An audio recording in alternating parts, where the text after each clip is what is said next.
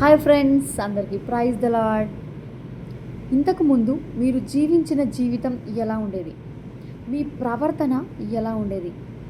ఇతరులతో మీ నడవడిక ఎలా ఉండేది? సమాజంలో ఎలా ఉండేది? సంఘంలో ఎలా ఉండేది? దేవుని యందు ఎలా ఉండేది? మీరు ఎవరినైనా మోసం చేశారా? లేదంటే ఎవరి వల్లైనా మీరు మోసపోయారా? అనుకోని పరిస్థితుల వల్ల ఎదురై ఏదో ఒక టైంలో ఒక మిస్టేక్ వల్ల మీరు బాధపడ్డారా? లేదంటే మీ వల్ల వేరే వాళ్ళు బాధపడ్డారా? ఏది ఒకవేళ మీ జీవితంలో అనుకోని విధంగా జరిగినా కూడా అవన్నీ మర్చిపోయి ఇక ముందు దేవుని యందు ఒప్పుకొని వాటిని వదిలేస్తే దేవుడు మనల్ని క్షమిస్తాడు. ఒక్కసారి చూడండి, ఫిలిప్పీయులకు రాసిన పత్రికలో 3:13-14.